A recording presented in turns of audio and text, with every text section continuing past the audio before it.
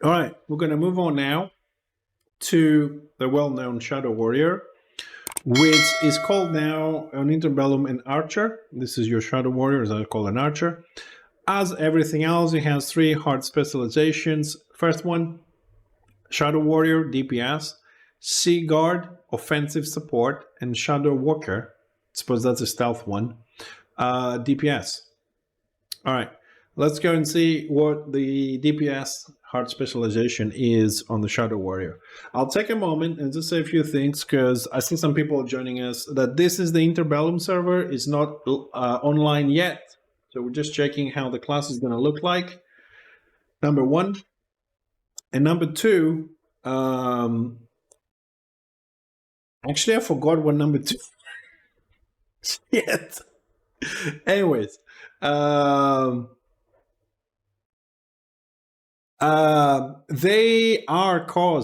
are, but you don't see it. If you don't follow all three servers, like I do, as much as I can, to see their updates, they actually are, but they, well, with inverted commas, they're stealing the ideas, they're not collaborating with it, because Flame of War, the Russian server, which is online, it was the first one that put player skills into NPCs, then Return of Reckoning did it. The new formulas for damage, the way they did it, it's the way Interbellum is doing it. Interbellum is not out yet, but it is the same type of formula. How the stats are working, how the damage is, and how they change the stats is from Interbellum, which is not a bad thing that they look what other people are doing. The thing in this is good, and they incorporate it. It would be even better if there was one server and they cooperated. However, it's impossible to do that because Flame of War wants to be close to 148 with minor changes. So the paths there are the same as the original game with minor changes or fixes or bug fixes. Return of Reckoning is Return of Reckoning. They have their own kind of they have the same, they have their own thing that they're doing, and they go backwards and forwards and they flip what they said and they do what they said they're never going to do, and it's a big mess there. I don't know, they need to sort some shit out, in my opinion. And then you have Interbellum, which is taking a more modern approach. It has changed every single class, and this is why you can have Interbellum, Flame of War, and ROR together cooperating, because Interbellum wants this system with less skills combination, completely different game. ROR says, I want to have a base of the original, but I want to change them to my liking. And Flame of War says, I want to do this. So there's going to be three different types of Warhammer that you can play online. You can play Classic with Flame of War, if it has people. So far, I think that's the problem with Flame of War server. It doesn't have enough population. If you're going to play a modified version that looks like the original, but it's not the original, you're going to play Return of Reckoning. And if you want to play something which looks like the original, but it feels more like World of Warcraft, Ascension, Guild Wars 2, but in the Warhammer universe, you're going to play Interbellum. So that's how I see it anyways.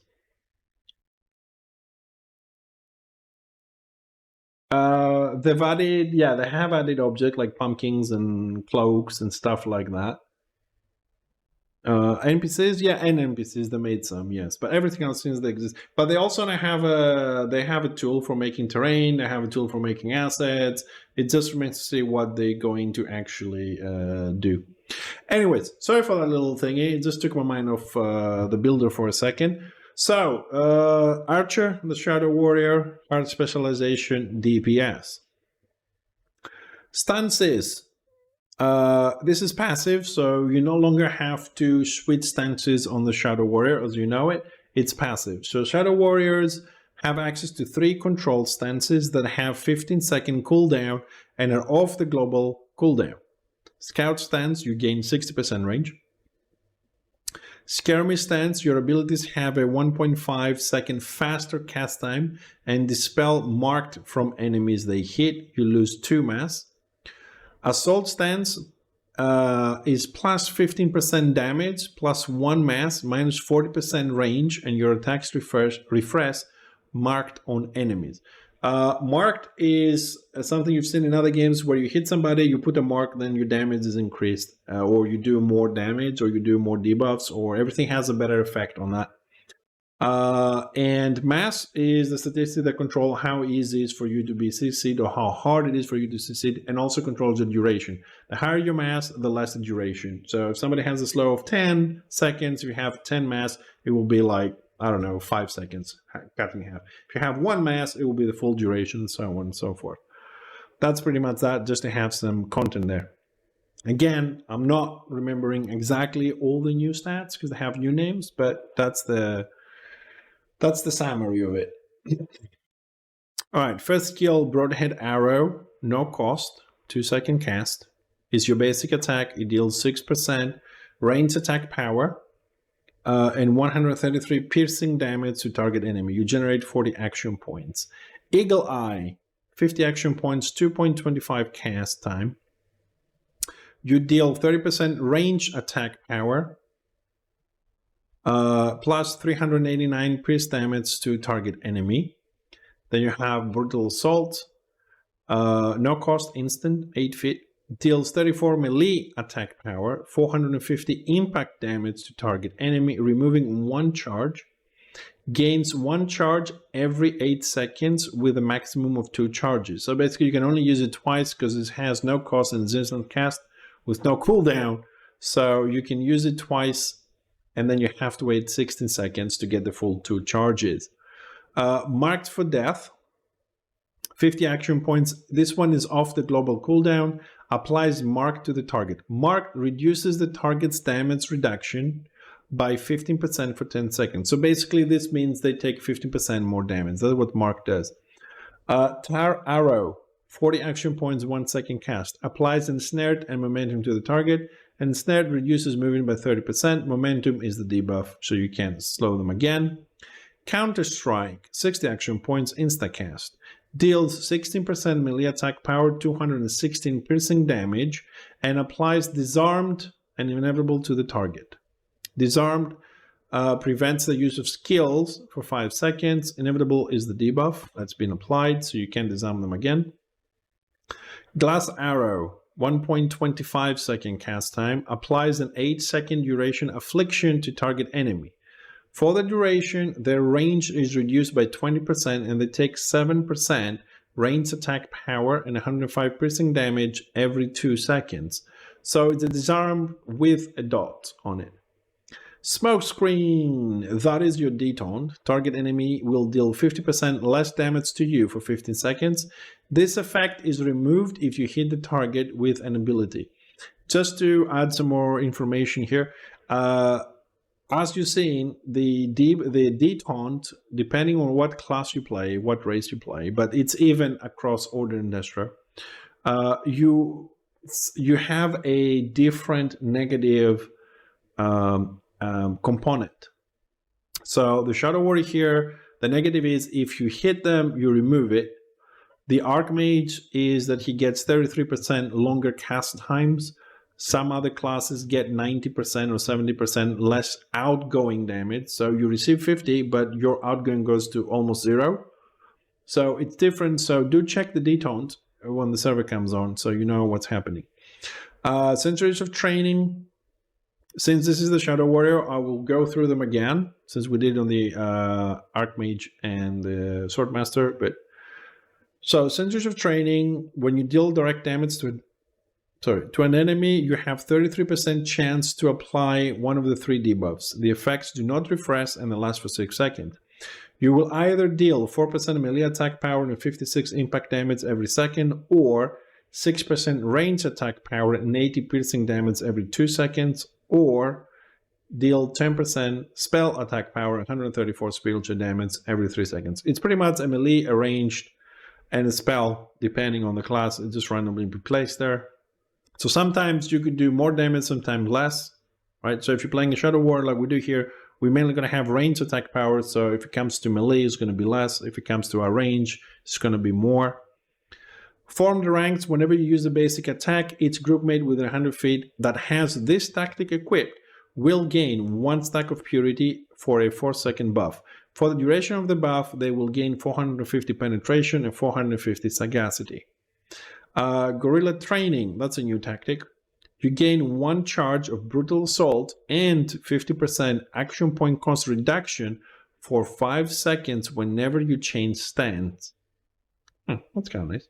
Stance Dancer, career tactic again. The cooldown of your stance is reduced to 7 seconds. I think it's 15 by default.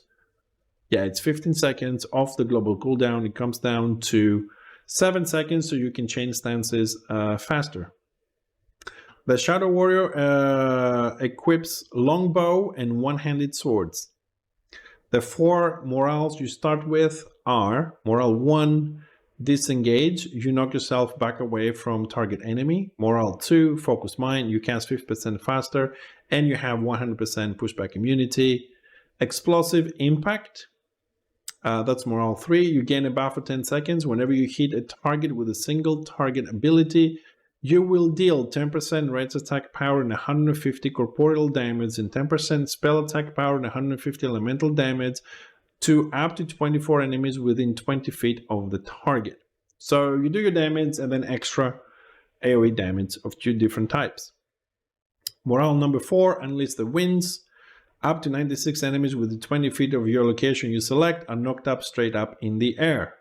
All right, let's go and see the more specifics. A couple of stats here. I'll just click them randomly to open up the lines. No Quarter. It has 4 ranks. It's a passive. You deal 2% increased damage against targets that are marked. So that goes all the way up to 8%. So you have to use Mark for Death, 50 action points. It's off the global cooldown, so you can do that and then use another skill at the same time. That will increase the damage on the marked target. Don't forget that marked increases the damage you do on the specific target for 15%, and then plus this is 8. That makes a total of 23% more damage if the target is marked. That's Willpower. Farsight, increase your range by 20%. Improve basic attack with 2 ranks, a passive. Your basic attack will deal 100% additional damage. Spiral-Fledged Arrow, 75 action points, 1.5 second cast time, no cooldown, 75 feet range. It deals 9% range attack power and 109 piercing damage up to 9 enemies within 30-foot area you select. If we pick that, we also unlock Flaming Arrow, which deals 12% range attack power, 176 impact damage to target enemy, and then applies a 12-second affliction to target, and up to 8 other enemies within 30 feet of them. For the duration, target takes 12% range attack power and 176 impact damage every 3 seconds. And that will allow us to unlock Force Magnifier, which is a tactic. Flaming Arrow, Spiral-Fledged Arrow, and Sweeping Slash. We'll find this later because it's 3 lines further down. Will now hit up to 24 enemies. So we can convert our main basic attacks into AoE, hitting up to 24 enemies if we want to. Lilia's Arrow, Morale 1, knockback target enemy. Smoke Bomb, it's a career tactic. Smoke Screen will now apply up to 24 enemies within 30 feet of what? Holy shit. A detaunt that apply to 24 enemies within 30 feet. So our detaunt that gives us 30% less damage, right, for 15 seconds with that tactic, we can apply that to 24 enemies 30 feet around it. So if there's a warband around you, you get 50% damage reduction. Don't forget, this is a DPS, this is a range class with a bow. So far anyways, due to those skills, 75 feet, 8 feet, 75, 75. Got some close ones, so the stances will have to be changed, I suppose. Relentless Assault, career tactic. Brutal Assault now has a maximum of 4 charges. Brutal Assault, which one is it? It's this one. Which deals a lot of damage, is instant, it has no cost, no cooldown at 8 feet, it's close range, and it has 2 charges, you get one every 8 seconds. With this new tactic, you have 4 charges. So if you have this one, I suppose you can do a nice little burst with no cooldown, instant, you know, and all these kind of things. More stats. Blade and Bow has 2 ranks as a passive. Blade Trap will now generate 25 action points, and Broadhead Arrow will now generate 46 action points. You can get all the way to 29 and 52 action points. I would pick that if I've seen that I actually have some problems in the game. Grim Slash, it has only 1 rank, 50 action points, instacast. Deals 22 melee attack power and 299 piercing damage to target enemy. Suppose an extra skill for 8 feet. We have a Morale 2 called Target Call. All group mates within 100 feet gain a buff for 1 minute that provides a granted ability. Ability is off the global cooldown and will deal 11% range attack power and 130 piercing damage to target enemy that is marked. I don't know. I can already see a little problem on this, which is how clear would it be and how easy would it be for somebody to know if a target is marked. What I mean is, yeah, okay, it's going to have the debuff or buff hit above the heads, but sometimes those things have like 10, 15, 16 buffs, and not a lot of people are good at saying, okay, I want to see marked, I want to see this, I want to see that, just those. I don't care about the rest, whatever, to configure it properly and efficiently. So that morale, when your group mate's going to have an ability specific that can deal damage to marked targets, somehow it has to be... The ability grays out if the target isn't marked. There we go. Even simpler. No need to look for bug. Thank you, Ramasee. There we go. Okay, so ability grays out if the target is not marked, so you can use it. Excellent. Reduces the cooldown on marked by death by 8 seconds. Collateral damage. Whenever you deal direct damage to a marked target, you will deal 10% of that damage to 2 other enemies within 20 feet of them. Okay, that's actually kind of nice. So 20% if we take all the ranks. Improved Eagle Eye. Eagle Eye is here. 225 cast time, 30% range attack power, 389. And what are we improving with this? We can take 5 ranks on that and make it 0.5. So it drops below 2 seconds. Okay. Goes 175. Flaming Arrow we talked about. Finer Sand. Glass Arrow now reduces range by 50%. Nice. Okay. I mean, if you play organized and you're targeting other range, then this is really good to reduce the enemy range. Split Arrow, career tactic. Eagle Eye now hits 2 additional enemies within 20 feet of the target, but it deals 20% less damage. I don't like those tactics. I understand why they exist, I just don't like them, just a personal thing. Ambush, passive, it has 3 ranks. You deal 3% more damage against enemies above 75%. So you can do that if you hit all the points. You deal 9% more damage to enemies above 75% health. Tar Arrow will now deal Igor damage equal to 7% of its attack power at 78. Smoldering Arrow. We talked about this tactic. Winds of Heaven, it's a morale 3. I think every single elf has this. Morale 3. You gain a buff for 5 seconds, reduces your mass by 8, leap forward and apply ensnare to up to 9 enemies within 20 feet. Where you land, ensnare reduces movement speed by 30% for 16 seconds. Renown tactic, Verge of Victory. Whenever you land a killing blow, you will gain 20 adrenaline per second for 8 seconds. Whenever a group mate within 100 feet lands a killing blow, you will gain 5 adrenaline per second for 8 seconds. I think this is the best tactic for gaining adrenaline in combat. Oh, the adrenaline 3 is the hard spec, is a racial adrenaline skill. Oh, okay.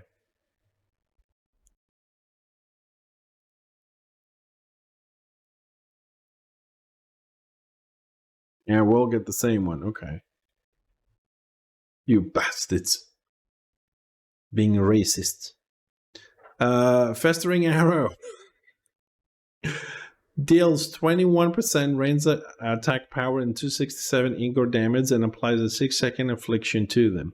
For the duration, target takes 21% range attack power and 267 Igor damage every 2 seconds. So direct damage and the dots.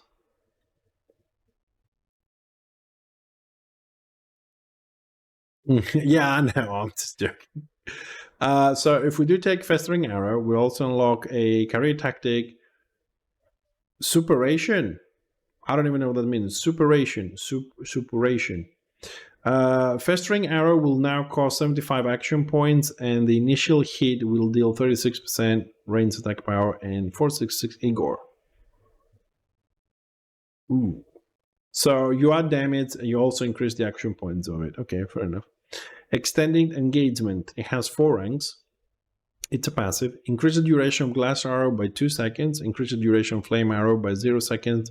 Increase the duration of Festering Arrow by 0 seconds. Okay, so I had to put some points here. So we see the actual numbers. So bear with me to get down there.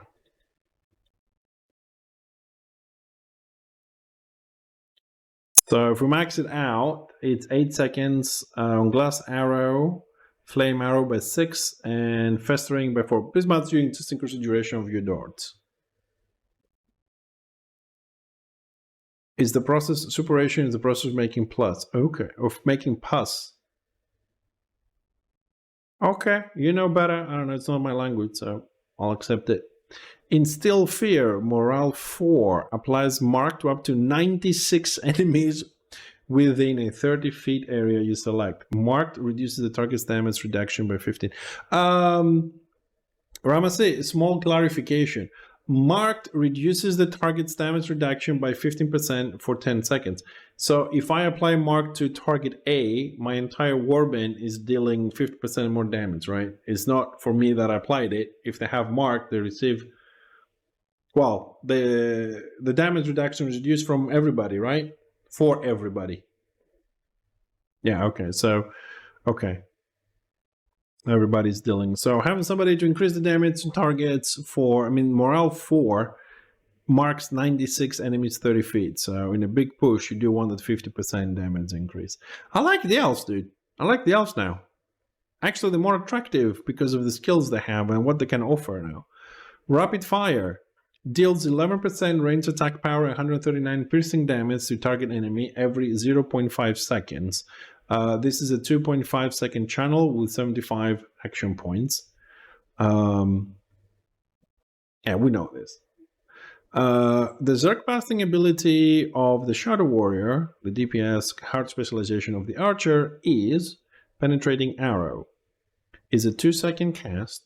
Fire an arrow 30 feet wide, nice, 65 feet long in front of you. First enemy hit takes 5% range attack power and 50 piercing damage. Each subsequent enemy takes additional damage. And is not affected by cover. Ooh, screw you, tanks. So 30 feet wide, 60 feet in front of the Archer. First enemy takes 5% damage plus 50, and each enemy takes additional damage, and you can use it and you don't care about cover. Unless it's an omission of the tooltip, otherwise this is not affected by cover. Alright, so that is the DPS form of the Archer, also known as the Shadow Warrior, and this hard specialization also happens to be called Shadow Warrior. So let's go and see what are the differences from the DPS, from the offensive support of the Archer. So the stance is still there and still the same. Broadhead Arrow the same, Eagle Eye the same, Brutal Assault the same, Mark for Death the same, Tar Arrow is the same, but we get it a little bit sooner.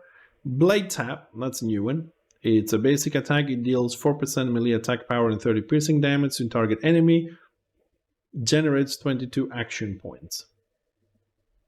Glass Arrow applies an 8-second duration affliction to target enemy. For the duration, the range is reduced by 20% and it takes 7% range attack power and 105 piercing damage every 2 seconds.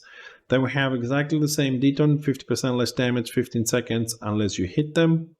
The racial tactics remain the same, exactly. The weapons change a little bit. The offensive support of the Archer, previously known as the Shadow Warrior, they equip one-handed swords, shields, and longbows. Ooh, new look. Also, if anybody joins us now, this is important, I think, personally, that you can learn what weapons they hold so you can tell what spec they are. So, although one-handed swords, shields, and longbows, this one has longbows and one-handed weapons. So, if they don't have a shield, it might be a little bit difficult to tell. But if they do, you know you're not fighting a Shadow Warrior, which is a DPS specialization. You're fighting an offensive support. So, once we get used to the classes, I suppose. So, the morals that you start with if you play an offensive support is Hedgehog. All group mates within 100 feet gain 3 stacks of a hand's block. So, really? The offensive support gives block? Okay. Morale 2, Focus Mind, 50% faster cast time and 100% pushback immunity. Distracting Bellow, up to 48 enemies within 30 feet of you receive a debuff. For 10 seconds, they cannot benefit from cover. And Friends in Slaughter, all group mates with 100 feet gain a buff for 15 seconds, plus 40% outgoing damage and 50% use cooldown for the duration. So that's what they get. Now let's go and see more specifics. Let me get the points from here.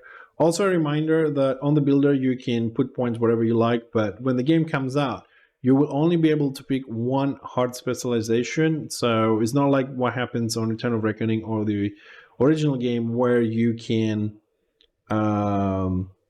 pick a few from here, a few from there, a few from there. It's one, you pick one, you play one, and that's it. And also you can't pick everything. You only get 31 points, as you can see here, and they're not even enough. I need more to make better builds, but we're gonna have to make some hard choices. So the Sea Guard starts by improved marking. It's a passive with 4 ranks. Marked that you apply will now reduce enemies' damage reduction by 16%. 15 is the default. So it goes 16, 17, 18, 19%. So it's a significant increase. Stabilize, increase your mass by 1. Shattered glass. Glass arrow will now hit up to 2 additional enemies within 20 feet of the target, but will deal 25% less damage. And you can upgrade that twice to hit up to 8 additional targets, but you deal 50% less damage. I'm not sure about this.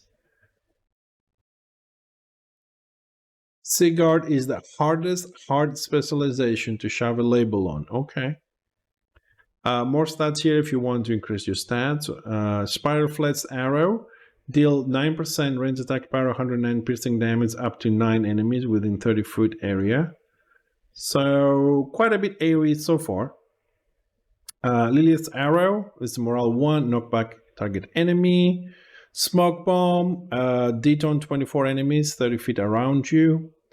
If you hit them, you break it. That's still the same, but now you have an AoE detone. Brutal, or is this Star Metal Blade, career tactic. Brutal Assault will now apply 1 stack of reduced piercing resistance and 1 stack of reduced eco resistance. Okay, so you have more debuffs. More stats. Blade and Bow, 2 ranks passive. Blade Trap will now generate 25 action points, and Broadhand Arrow will now generate more points. So if we take the whole thing, we have better points. Wounds. Grim Class. Deal 22% melee attack power, 229 piercing damage to target enemy. Target Call, morale 2.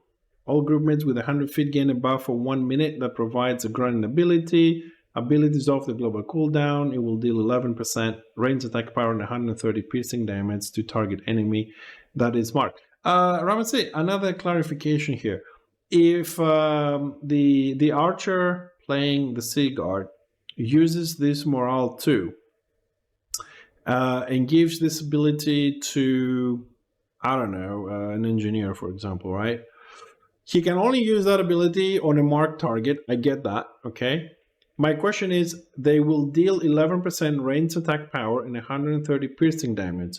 Are those stats, that percentage of range attack power, from the Shadow Warrior that did the morale? So it's his stats dealing the damage, or is 11% range attack power from the engineer that's going to be selected?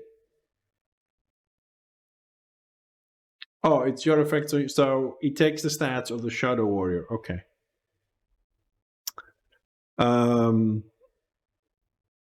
All right, that was target call. Next line, blood-soaked war reduces the cooldown on marked by death for 8 seconds. Actually pretty good because this is how we're going to be dealing the damage in this. We need the mark. Counter-strike, 60 action points, insta-cast, 10-second cooldown. Deals 16% melee attack power, 216 piercing damage, and applies disarmed and inevitable. Disarm prevents the use of skills for 5 seconds. Inevitable is the debuff that lasts for 20 seconds. Professional soldier, passive, marked for death will now apply to up to one enemy. What? Marked for death will now apply to up to one enemies within 20 feet of the target. You can take that all the way up to 2 enemies within 20 feet. Plant feet. It has 5 ranks and it's passive. While in scout stance, your AP regen is increased by 1, but your movement speed is decreased by 4%. So if you max it out, your AP regen is increased by 5 and your movement is reduced by 20. Finer Sand, career tactic. Glass arrow now reduces range by 50%. That is the debuff you do to the enemy. Darken the skies. Your range skills will deal 20% more damage, but your melee skills will deal 30% less damage. It's a nice tactic if you're going fully ranged. Now, to be honest, up to this point, through the Seaguard, I haven't really checked which skills are melee and which ones are ranged. I was just reading all of them. Anyways, let's finish this, and then I want to have a little look and see something, and we'll talk about it.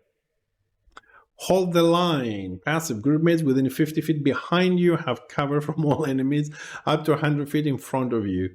Cover reduces damage of area of effects attacks by 25% in addition to provide immunity to some effects. Okay, this is fucking weird hard specialization. Breached Builder. It has 5 ranks of passive. While in skirmish stance, you will have 3% damage mitigation. And if you max it out, plus 1 mass. Otherwise, you're losing mass. Ulthan Defender. Career tactic. While in skirmish stance, you gain the benefit of Engage 3 and Band Together 5. Engage 3, enemies that you deal direct damage to will have their outgoing damage reduced by 6% for 5 seconds. Band Together 5. Group mates, that means rank 5. Group mates within 30 feet of you will have their damage reduction increased by, spelling mistake, it says BT, not by 10%. This effect is suppressed for 5 seconds whenever you hit. What have you done to this? It's offensive support. Maybe you should rename it to defensive support. What the hell have you done to this? Wings of Heaven, this is a debuff for 5 seconds, which reduces your mass by 8. You leap forward, you apply Ensnare to 9 enemies within 20 feet where you land. Ensnare reduces movement speed by 30 for 16 seconds. That is a morale 3, that is a racial morale, so... Now, let me finish this, because we're going to have to go through this specialization again, because this is a fucked up specialization. Interesting, but fucked up. Loved by all, you always have immovable, your mass is decreased by 2. Okay. Eye Shot. 75 action points, 1.5 second cast time, 20 seconds cooldown, 75 feet range. Applies knockdown and unstoppable to target. So this is your knockdown. Okay. Storm Rider's passive. Each time you attack an enemy while in assault stance, you will apply 1 out of 4 effects to them. Reduce impact resistance, reduce corporeal resistance, reduce elemental resistance, or reduce spiritual resistance. Random resistance debuff. Okay.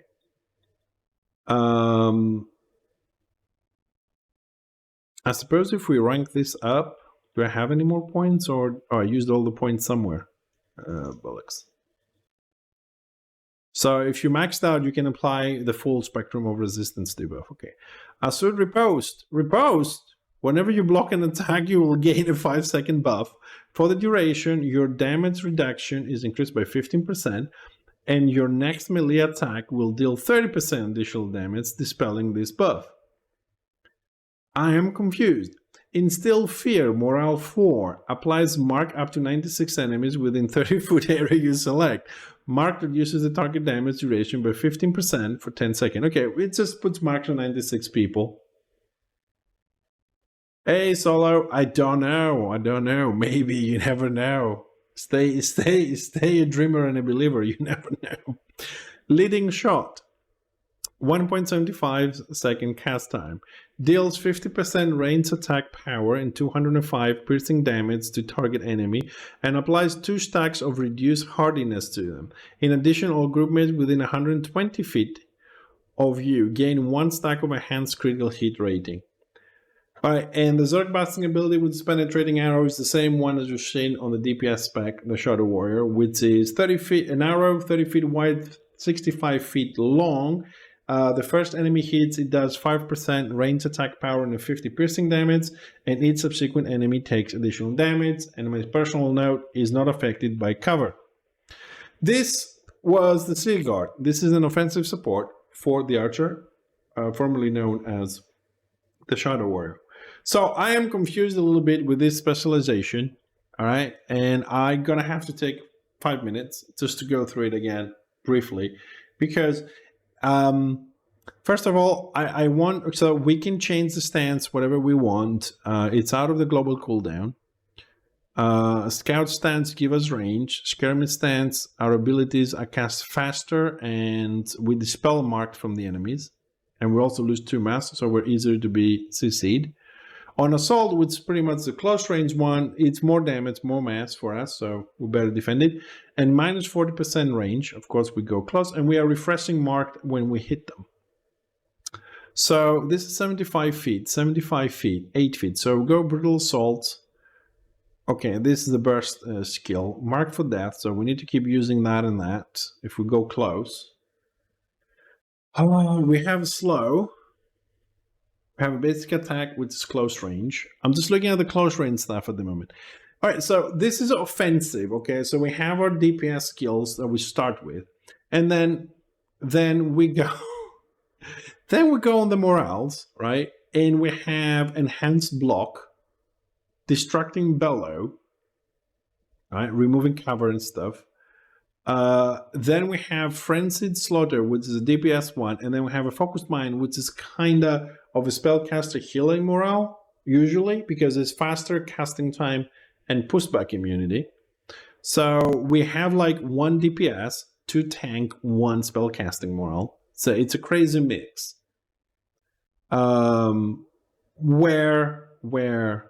if I just go back like to the Swordmaster DPS, I would expect a Serve Nerve, Broad Swings, Force of Will, and Friends in Slaughter. Instead, we get a spread between tanky and DPS ones. Then, more specifically, as we go further down, we get improved marking, which increases the damage on the marked targets. Then we get a tactic, which is kind of, this is like a tank tactic, increasing mass, make them less susceptible to CCs. Then we have more stats here. Then we go again to long range. This is passive, so this applies, making AoE some of the long range spells that we have, reducing the damage that we do, right? Then we have a knockback. Okay, that's ambiguous. You can use it in any class, I suppose. We get AoE detaunt 30 feet around us. That would be like an amazing thing for a tank, yet an offensive support gets this. Then we have a debuff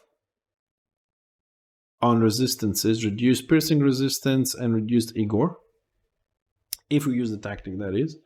Then we buff more blade trap blade. Was this 8 feet? Yeah, okay. So then we get a buff on the melee and the range skill that give us action points, which is okay. It's offensive or defensive. This is okay. Then we get another close range one, dealing melee damage. Okay. Then there's a morale 2, which we give an off global cooldown ability for marked targets, so everybody can burst the target. It's really good if you want to focus a healer, just mark him, give that ability, they do their own skills and the off global cooldown. It's a massive burst there. Offensive, this is offensive. It helps the group with a little more damage on a single target. Then we reduce the cooldown with a tactic for mark, so we keep doing it.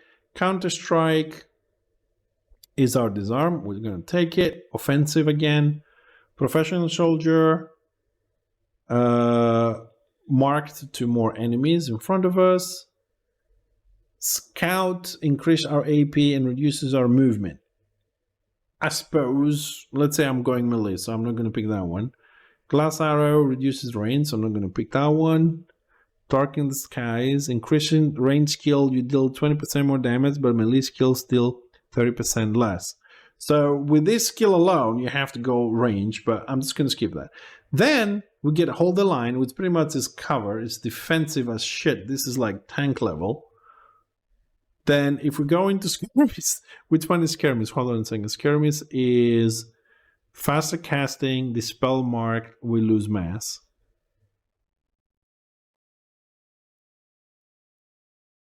So if we go skirmish, we cast faster in all this. We increase our mass, we max it out. So less is C for us.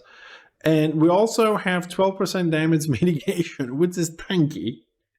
Goes towards the tank. Then the Earthen Defender tactic is 100% tank. This is the skills. Engage 3 is definitely a tank one, because whenever you deal damage to someone, they will have their outgoing damage reduced by 6%. This is something you see in tanks. Band Together is also a tank skill, predominantly. I don't think I've seen it in any other support. Group mates within 30 feet of you will have the damage reduction increase. You reduce the damage your friendlies take. It's pretty much a non-standard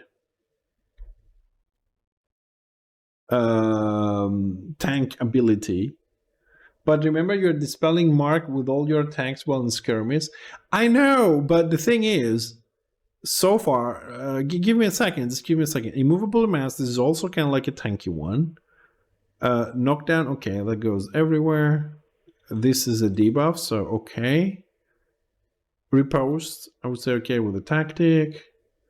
This is marked more okay. Okay. So here's the thing, though. Right, because I'm a little bit of a stickler when it comes to like definitions, which I know sometimes it's hard to put a label or a definition on some things, but offensive supports that we've seen so far, right? They give 15% damage to the group. They give debuffs to the enemies, so your group can do more damage. They give buffs to your thing that increase damage, right? Buffs that increase the output damage, debuffs that increase the incoming damage, and stuff like that. I don't remember seeing an offensive support that is having hold the line. It has shields. It has, what was this morale one? It has a hands block. I mean, I've seen a hands block on a defensive support. That's what I'm saying. Like, if this was a defensive support, I would get it, but it cannot be a defensive support because it has marked on it, which increases damage. At the same time, it has a hands block. It has hold the line. This must be the only hard specialization that is, now that I'm looking at this for the first time, is 50% defensive, 50% offensive. Everything else, it's clear that this is offensive kind of stuff and this is defensive, but I think you just made one hard specialization that is 50-50. And you can't say it's defensive because it's not, and you can't say that it's offensive because it's not. It's a 50-50, which makes it versatile and interesting. You can play long range, you can play close range, you can play defensive, you can play more offensive. So you can't really, as you said, it's very hard to put a label on this specific specialization. So this could be the one and only do support. Not O support, O sub or D sub. This could be a do sub. Defensive offensive support. That's how I would put it. I would just add one more letter with capital and make it a do sub. Because you can do either. But yeah, this is gonna, I think when somebody's gonna try and make a build on this, is gonna be very troubled. But then again, as in most games, the more complex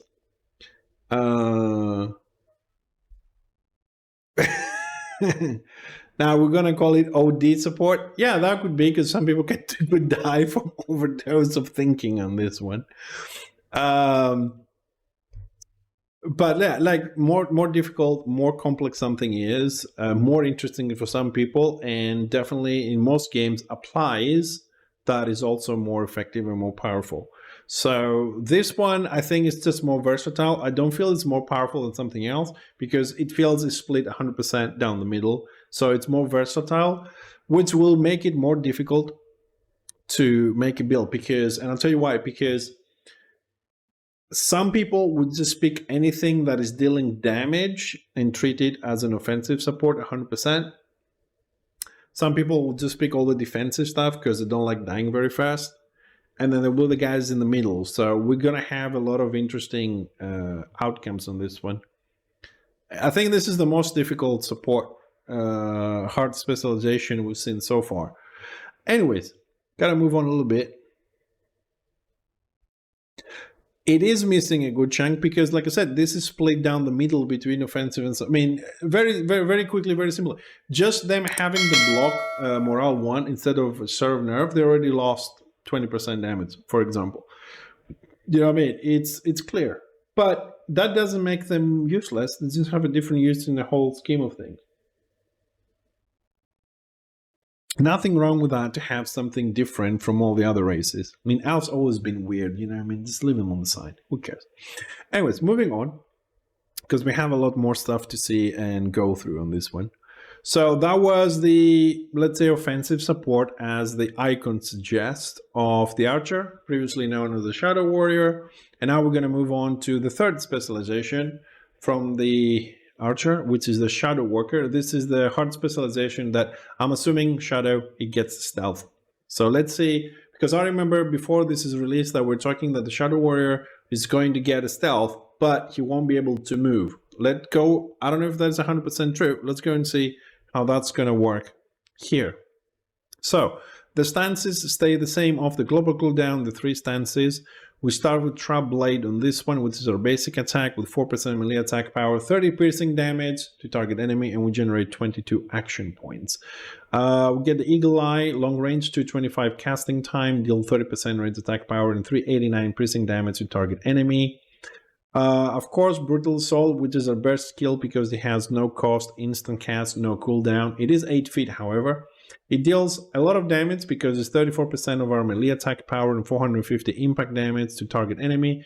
And that removes 1 charge. It starts with 2 charges and you get 1 charge every 8 seconds. And here is Stalk, which is the stealth. That's how the stealth is named on Interbellum. You can cast while movement, and it also counts as a movement skill. You become invisible to enemies for up to 5 minutes. Your action points per second is set to -5, and you will come out of Stalk if you reach 0 action points. I'm not sure how this works, but if I remember correctly, and Ramasee can correct me because he's part of the dev team, I don't think anyone will be able to stay stealth for 5 minutes because you don't lose action points, your regen goes to minus or something like that. So I hope it's not 5 minutes. Grimslash, also 8 feet, deals 22% melee attack power and 299 piercing damage, just a normal skill. Another 75 feet range skill, which is the slow. Glass Arrow, 125 cast time, applies up to 8-second duration affliction. Affliction means dot. For the duration of the range is reduced by 20%, and they take 7% range attack power and 105 damage every second. So you reduce the range and also apply a dot. Vigilance is your detaunt, and this is different from the other 2 detaunts we've seen on this class. Your damage reduction is increased by 50%, so basically you receive 50% less damage, but your outgoing damage is reduced by 90% for 7 seconds. The previous detaunt, if you're playing the offensive support or the other DPS of the Archer, you receive 50% less damage for 50 seconds, and this effect is removed if you hit somebody. Here it's not removed, but you do 90% less damage. You would need to have 1,500 maximum action points to stay in Stalk for 5 minutes. Okay. Yeah, I remember it wasn't 5 minutes, but this is really going to make some people super happy and then very disappointed when you say up to 5 minutes. I think you should change that, if possible, to a more realistic number. Because some people see and say, 5 minutes stealth, what the hell? And some other people, yeah. But, you know, it's kind of misleading because I don't think people understand what your action point per second is set to -5. I don't know, you know. Anyways, think about it because I think you see my point. All right, the tactics remain exactly The first two are exactly the same. Gorilla Training, though, you gain 1 charge of Brutal Assault and 50% AP cost reduction for 5 seconds whenever you change stances. That's the same as the offensive support. And the cooldown of your stances is used by 7. Okay. This one, Shadow Workers, dual yields, one-handed swords, and equip longbows. So 2-handed here, one-handed shields and longbows, and here just longbows and swords. So hopefully we will distinguish what they play, but just looking what the weapons they carry. The morals you start with on the Shadow Walker hard specialization is Disengage Morale 1. You knock yourself back away from the target. Focus Mind Morale 2. 50-second buff, all abilities 50% faster cast, and you have 100% pushback immunity. Force of Will, Morale 3. All group mates with 100 feet gain a buff for 10 seconds. Action point costs are reduced by 75. For the duration. Then Friends in Slaughter, Morale 4, or group mates with 100 feet gain a buff of 15 seconds, which gives them plus 40% outgoing damage and 50% reduced cooldown for the duration of that. 250 action points is the base, which means standard maximum duration is 50 seconds. Of course, you're worthless if you stay in that long. Yeah, you come out with no AP. The 5 minutes to make sure it's always the AP that forces you out, not the buff duration. Okay. Anyways, I just put down on the table a different perspective when somebody reads that. So this is what you're going to be starting with on the third hard specialization of the Archer as a DPS. So let's go further down and see the specifics. We got some stats there. Commando. It's a passive with 3 ranks. While in stealth, you will apply mark to enemies hit by your abilities. You also gain a 5% outgoing damage while in stealth. Mark reduces the target's damage reduction by 15%. So it has 3 ranks, so max this one out. We also gain a 50% outgoing damage while in stealth. So what that means is we can stay in stealth, right? We can use some abilities, which is going to mark the targets. And we also have 50% outgoing damage while in stealth. There's no mention of you coming out of stealth if you use those abilities up to this point. Your base movement, the first tactic we get further down is fleet-footed. Your base movement is increased by 15%. Your mass is decreased by 1. I love this tactic. Retreat into shadows. It has 2 ranks and is passive. Your movement speed is increased by 7%, while in stealth, the cooldown of stealth is reduced by 5 seconds. If we max it out, our speed in stealth is 15% increased, while the cooldown is reduced by 10 seconds. Where is stealth? It doesn't say anything about reducing our movement, so it's a full buff. It has a cooldown of 45 seconds, so if we put the points here, it comes down to 35 seconds. I suppose that is very important for every stealth class to be able to go back into the shadows fast. Sweeping Slash, 75 action points, no cooldown. Deals 8% melee attack power, 118 piercing damage up to 9 enemies within 30 feet in front of you.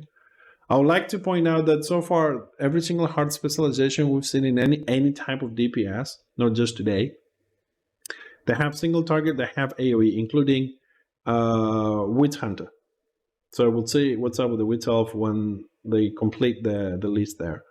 And also you can change the tactics in combat. So you can convert from single target to AoE by using the right tactics and not just the skills. Because there's skills that also are AoE, but you may not pick them. But you also have a little more versatility by using the tactics. Lilia's Arrow, knockback target enemy, that's morale 1. Star Metal Blade, Brutal Assault, we now apply 1 stack of reduced piercing resistance, so when we use that, we can also debuff, it will pick up the tactic. Relentless Assault, Brutal Assault now has maximum of 4 charges. I think this is a tactic everybody will use because Brutal Assault does massive damage and no cooldown, no cost, instant cast, close range, so you can really burst somebody just smacking the button. So having more is always better. Improve Vigilance. Vigilance now only reduces your outgoing damage by 75%. If you maxed out, reduce your outgoing damage by 45. I will not pick this up ever because I'm detaunting for 7 seconds. I'm not dealing any damage, trying to run for my life. So 50% damage down is really not going to do much in my opinion. Draw Blood. has only one rank, it's 8 feet, deals 6% melee attack power and 94 Igor damage to target enemy and applies a 9-second alignment to them. It stacks 3 times. For the duration, they will take 6% melee attack power and 98 Igor every 3 seconds. I think this is a classic kind of dot. You know, you deal damage and a dot, you stack it 3 times. You've seen this a lot. Target call, it's the morale 2 that gives group mates 100 feet an ability of the global cooldown that is dealing damage to marked targets. Eye cripple, that's a new tactic.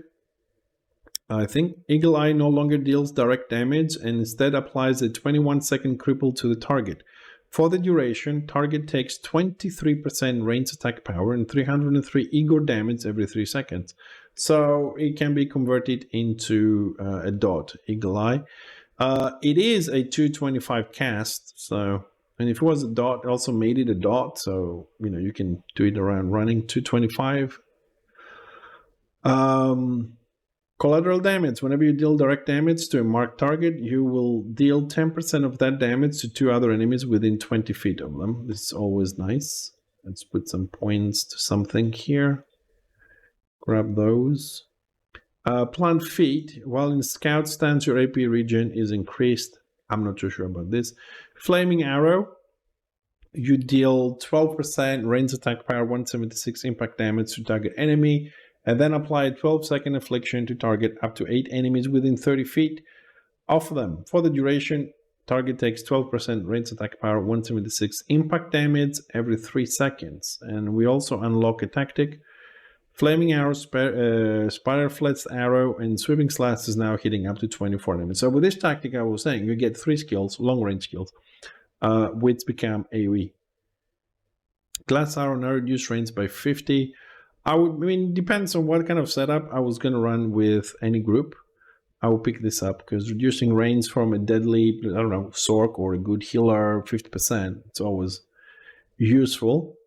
Traitor Keen Aggression tactic. While in assault stance, you will lose 50% of your piercing resistance, impact resistance, and ingo resistance, but you will gain penetration equal to 20% of the amount lost. So you sacrifice with this tactic resistances for damage. I suppose a lot of glass cannon DPS don't really care, so that's something to pick.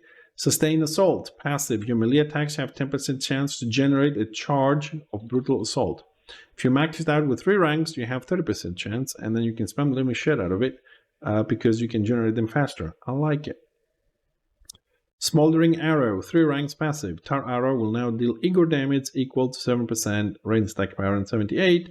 If we max it, it becomes 20%. Tar Arrow is our slow. So up here, it just applies ensnared, is 1 second cast time, and it doesn't have any damage component. With this, we add the damage component to it. I don't know if you really want to have damage on a slow, 75 feet slow, with 1 second cast. I don't know, maybe the 3 points can go somewhere else. I don't know. I don't have a build for this. I'm just thinking out loud at the moment. The racial morale 3, with morale, 8 seconds, you lose 8 mass. 5 seconds, you lose 8 mass. You jump forward and snare 9 enemies 20 feet from wherever you land, 30% slow for 16 seconds. Verge to victory, whenever you land a killing blow, you gain 20 adrenaline. That is the morale points per second for 8 seconds, and whenever a group mate within 100 feet lays a killing blow, you gain 5 adrenaline per second for 8 seconds.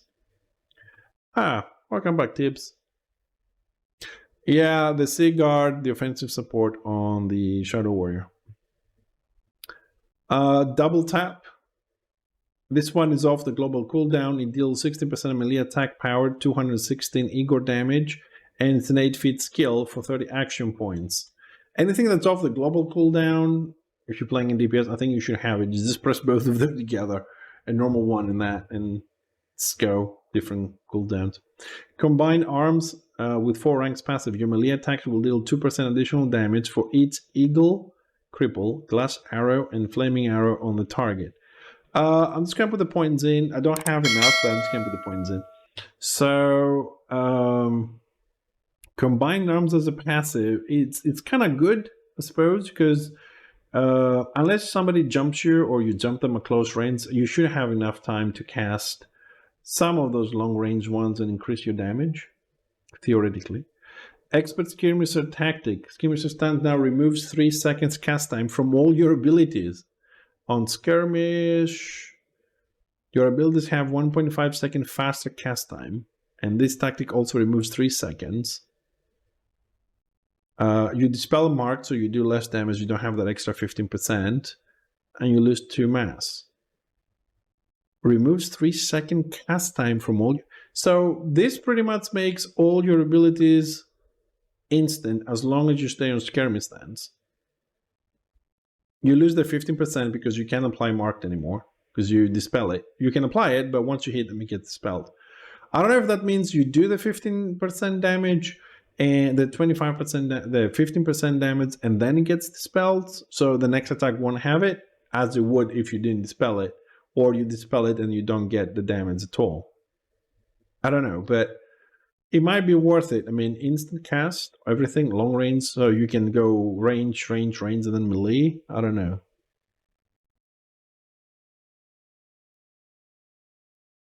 Yeah, that's the value of it. But if you have applied marked, right, and this one, on skirmish, you remove it, right? You dispel a mark. If I hit them, will I do the 15% damage because they have marked, and then it will be dispelled, and the second skill will not have the extra 15%? Or as soon as I hit him, it's dispelled, and I don't do the 15%? I mean, you have the benefit, the main values that you can apply those range instantly and close range, but so the first hit will do the 15%. Okay. So it's okay. You don't have the prolonged damage, but you get a little bit initial. Okay. Then we have Instill Fear. Morale 4 applies marked up to 96 enemies within 30 feet. I suppose if you take this tactic, you will not be... You can still use this because marked, you will be dispelling it if you hit them, but your friendlies won't. They still get the 50% bonus as long as you don't AoE shit to remove marked for the duration. Harpoon Arrow, that's new. 80 action points, 2.5 second cast time. Castable while moving. Applies a debuff to target enemy for 10 seconds. You leap forward for the duration. Whenever you deal direct melee damage to the target, they will gain a stack. At the end of the duration, target will take 6% range attack power and 75 ego damage per stack generated. I have to read this one again. Applies a debuff to target, 10 seconds. You leap forward. Okay. For the duration, whenever you deal direct damage to the target, melee damage, direct melee damage, right? They will gain a stack. So I have 10 seconds to deal direct melee damage. And at the end of that, they will take 6. Okay, now I get it. Okay, so I have 10 seconds to melee DPS them with direct damage. Every time I hit them, they get a stack. And at the end, they get the 6% rate attack power and 75 ego per stack generated. Okay, so I suppose the combo here is Expert Skirmisher. So everything is instant, ranged and melee. Apply the ranged buffs. Have full combined arms to deal the extra damage. And then use Harpoon Arrow, which is going to be instant again. And then just spam the living shit out of Brutal Assault with 4 charges on it and keep going to build the stacks, and then they're going to blow up. A rough build. I don't know how we're going to use... And also, we can do that shit, theoretically. We can start that shit in stealth. Because we can use the abilities in stealth. So you can stealth behind a tree, go out there, go ... come out so you have action points, burst them with this that has no cost, instant, whatever, just get those stacks up, then do a couple more skills, drink a potion, keep going, and then go boom. I like it! That is a rough idea very quickly, but I like it. I like it. And of course, the Zergbaxen ability remains the Penetrating Arrow, which fires an arrow at 30 feet wide, 65 feet long in front of you. First enemy takes 5% range attack power and 50 piercing damage, and each subsequent enemy takes additional damage. And this is a Zergbaxen ability that is not affected by cover. So you can just go in there and just nuke people. Also remember, these abilities are really useful because this is like 5% and 50 damage, because they're not meant to be used on small scale. Also cost 150 action points. You have 250 by default, so it's a lot of them in 2 seconds. But it does have value when it's combined with other Zerg Bastion abilities on 96 people. So the Archer, previously known as the Shadow Warrior, it has some very interesting gameplay. It's definitely a lot, and I mean like truthfully, a lot more interesting than the original gameplay or Return of the King Shadow Warriors. A little bit more complex, especially the Sea Guard. The Shadow Walker that has Stalk is going to be a lot of fun, so you can do stuff in stealth. The only thing I want to ask Ramasee to see if I understood this correctly. The Shadow Walker has Stalk. He can still move around, right? And he gets that speed buff through the skills if he wants to in the tactics. Because I was under the impression he's going to be the only class in stealth that can move. But I didn't see anything here referring to any movement restrictions. So he is a pure stealth class. He has no restriction on the movement. I didn't see anything anywhere. I'm just asking if I missed it. So Shadow Warrior has a good stealth. Sea Guard is 50% offensive defensive support, so you can go either way really. It's the only support we've seen that has that. Other ones have defensive aspects, but other offensive support have some defensive skills, but this one's like smack in the middle. It's really interesting what you can do with it. And the DPS Shadow Warrior is the classic one. You can go range, you can go melee, you can go whatever you want. It's the versatility is good. It's good. Hey, Collider, how you doing? What is this page? This is Interbellum Career Builder, and there you go. Right, so that concludes the Archer, previously known as the Shadow Warrior. 3 hard specializations, 2 DPS, 1 offensive support. We'll stick to that. Very interesting. I'll also just mention again the fact that the Archmage, just reminding you, and I think the Swordmaster as well, they have the ability to see stealth units and pull them out of stealth.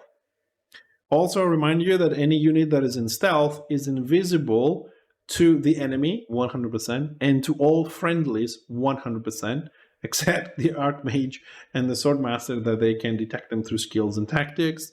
And that's going to be crazy because they can't be healed while in stealth from friendlies because they can't target them. And even if you're streaming like me and have Shadow Warriors, stealth next to me, the stream people won't see them because I cannot see them. And this is fucking amazing. If they go stealth, they go stealth. They just disappear from friendlies and enemies, and it's going to be a mayhem on the battlefield when that happens.